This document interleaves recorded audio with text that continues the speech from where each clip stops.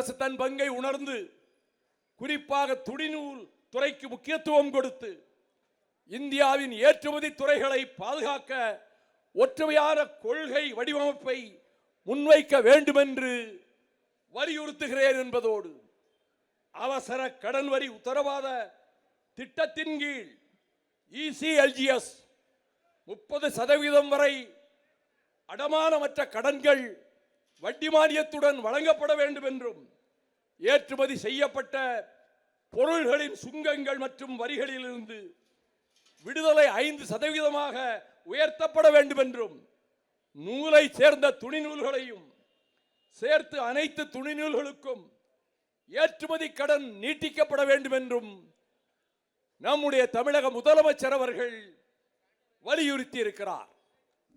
இந்த நிகழ்ச்சியில் பங்கேற்றிருக்கக்கூடிய அனைத்து தலைவர்களும் வலியுறுத்தியதை போல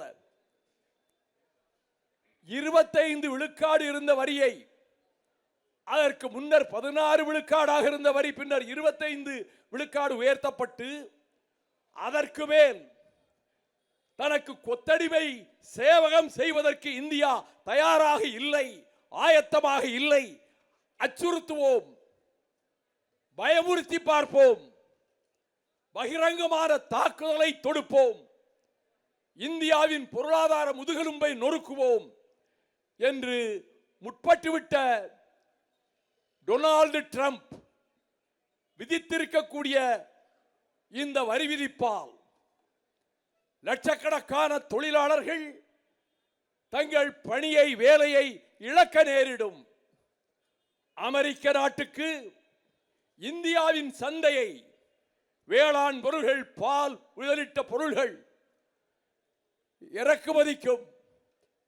அதே நேரத்தில் அங்கிருந்து வருகிற பொருள்களுக்கு தாங்க முடியாத வரி விதிப்பை ஏற்படுத்தியும் அமெரிக்க ஏகாதிபத்திய கழுகு தன்னுடைய சுயரூபத்தை காட்டியிருக்கிறது.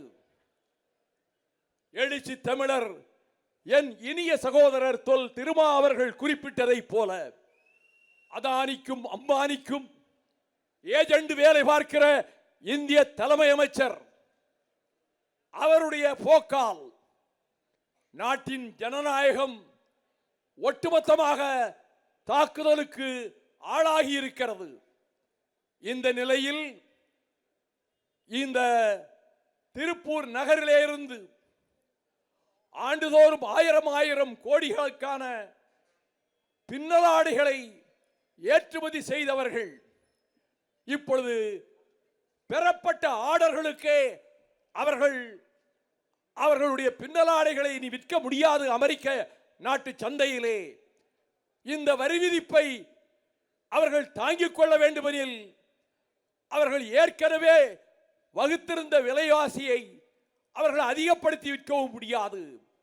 இந்த பெரும் சோதனைக்கு ஆளாகி இருக்கக்கூடிய இந்த பின்னலாடை நகரிலே மட்டுமல்ல, கரூர், திண்டுக்கல், ஈரோடு மாவட்டங்களிலே இருக்கக்கூடிய பின்னலாடை தொழில்களும் வேளாண் தொழில்களும் பெரும் பாதிப்புக்கு ஆளாக நேரிடும் என்பதால் இந்த கொதிக்கும் வெயிலையும் பொருட்படுத்தாது நடைபெற்றுக் கொண்டிருக்கக்கூடிய ஆர்ப்பாட்டத்தில் கடந்த 3 மணி நேரமாக வயது முதிர்ந்தவர்கள், என் அருமை சகோதரிகள் மயங்கி விழுந்து விடுவார்களோ, இந்த வெயிலின் உக்கிரமம் தாங்க முடியாமல் பாதித்து விடுமோ அவர்களை என்று மேடையிலே அமர்ந்திருக்கக்கூடிய நாங்கள் கவலைப்பட்டுக் கொண்டு தங்கள் உரை வீச்சுக்களை சுருக்கமாக நிகழ்த்தி இதற்கு ஒரு உந்துதலை தந்திருக்கக்கூடிய இந்த கூட்டத்தில் நாம் உறுதி எடுத்துக் கொள்வோம்.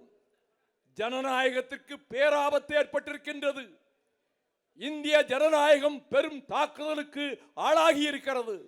அதனால் தான் நாடாளுமன்றத்திலே விவாதிக்காமலே இந்திய அரசியல் சட்டத்தினுடைய 130வது திருத்தத்தை 2025 திருத்தத்தை உள்துறை அமைச்சர் அமித்ஷா அவர்கள்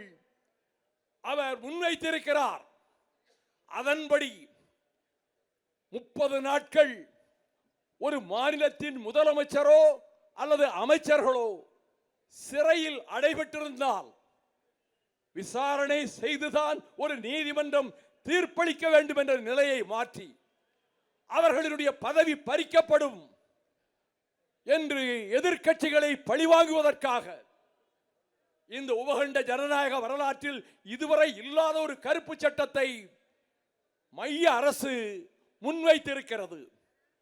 உள்துறை அமைச்சர் அவர்களே, மாண்புமிகு ஹோம் மினிஸ்டர் அமித்ஷா அவர்களே, அவர்களுக்கு எவ்வளவு நெஞ்செழுத்தம் இருந்தால் கண்ணீரும் ரத்தமும் சிந்தி தியாகிகளின் கோட்டமாக இந்த தமிழ்நாட்டை திராவிட இயக்க கோட்டையாக ஆக்கி தந்த ஒரு இயக்கத்தை, திராவிட முன்னேற்ற கழகத்தை வேரோடு பிடுங்கி எறிய வேண்டும் என்று என்ன திமிர் இருந்தால், என்ன அகம்பாவம் இருந்தால் நீங்கள் சொல்வீர்கள்?